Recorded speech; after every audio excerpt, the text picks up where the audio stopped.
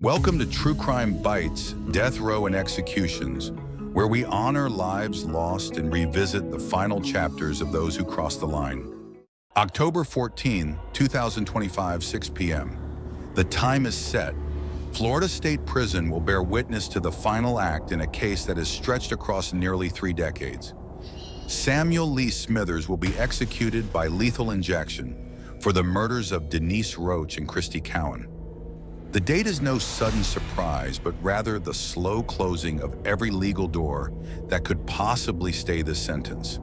Those who remember are focused not on Smithers now, but on the 2 women whose lives were stolen, Denise and Christy, and on the brutal truth of what was done. Denise Roach was 24 years old in May 1996, trying to find a way to survive. Christy Cowan was 31. Their names appear in court records as women involved in prostitution picked up from motels in Tampa. Many details of their early lives are lost to public record. What is known is that they were people with hopes, vulnerabilities, families. Denise Roach, younger, may have been trying to find stability, income, a place in the world. Christy Cowan, older, had perhaps weathered more storms already, but she still had something left to lose. These were not just victims, they were human beings with pasts, with moments of laughter and fear, with relationships, with potential futures. No public documents tell us in depth about the families of Roach and Cowan, which is part of the tragedy. When people in precarious lives are killed, their histories fade faster from public memory. What survives is the violence. Denise Roach's death came first. She was picked up at a motel with the promise of money for sex. She was driven to a property in Plant City, worked on by Smithers, who was the caretaker and landscaper there. An argument in a garage. She refused to leave. He struck her in the face, her skull fractured, her brain punctured, strangled until the hyoid bone broke. He left, came back, dragged her body to a pond on the property, cleaned up the blood, and tried to hide what he had done. That was her end. A body submerged, quiet water hiding the brutality. Christy Cowan came later, about 1 or 2 weeks after Denise's murder, also picked from a motel under the same arrangement. She was driven to that secluded property. Smithers locked the gate behind them. There was sex for money. Then came the violence. She was hit with both an axe and a hoe, beaten in the face, jaw broken, lacerations under her lip, a chop wound to the head penetrating her brain and behind her ear. She was strangled, possibly drowned. Her body was cast into the same pond. The state medical examiner testified that at her autopsy, there was foam in her mouth, indicating possible drowning, but also extensive blunt force trauma and manual strangulation. She died in agony, her final hours marked by fear and violence.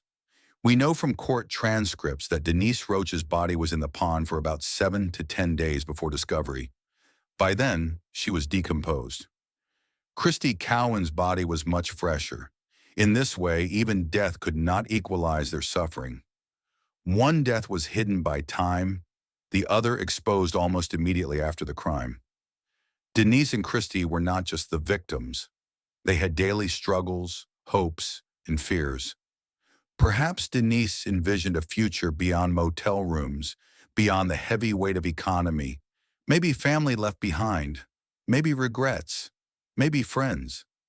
Christy, being older, perhaps had seen more, carried more trauma, maybe a child, relatives, siblings who thought of her absence and wondered. Yet their stories are buried under the weight of what was done, under decay and police reports and forensic evidence. But the beauty of telling their story is in remembering. These were people with names, not just case numbers, with lives before May 1996. When Marion Whitehurst, the owner of the Plant City property, saw Smithers cleaning an axe and noticed a pool of blood in the carport, the quiet of the land was already broken. That axe would become one of the cruelest instruments in this tragedy. The pond, once just a feature of the land, A place perhaps for reflection or nature would become a grave. The investigation pulled in evidence that left little room for doubt. Blood consistent with Denise Roach in the carport, shoe prints matching boots at Smithers' home, fingerprints in the kitchen, a condom wrapper in a bedroom, a video placing Cowan with Smithers at a convenience store not long before discovery. Smithers at first gave shifting stories, denial, partial confessions, attempts to shift blame. But ultimately, his own words tied him firmly to both murders. The court heard and convicted him on both counts of first-degree murder. The jury's verdict was unanimous. The recommendation was death on both counts. The judge agreed. The aggravating factors were many: cruelty, perishability, premeditation, the previous violent act, that of killing Denise before Cowan, and the especially heinous, atrocious, and cruel nature of the acts. Mitigating factors were considered, but they did not outweigh the horror. Denise's family would never receive closure in the way justice sometimes allows. Christy's likewise. They had to live with questions. Why her? Why then? What could have prevented it? But while they waited, Smithers got decades more. The trials, the appeals, the hearings, the legal machinery allowed him multiple chances to contest the case for the last 25 years, even as the evidence lay cold, as the brutality remained. Legal challenges were filed, claims about whether Smithers was under emotional or mental disturbance, whether he was capable of appreciating his actions, whether his counsel had been effective, whether juries had been properly instructed, and whether the confession was properly obtained. But in every major review, state, federal, his convictions and sentences were affirmed without reversal. No new evidence has overturned what was found in 1999 at trial. No motion has succeeded in staying the execution permanently.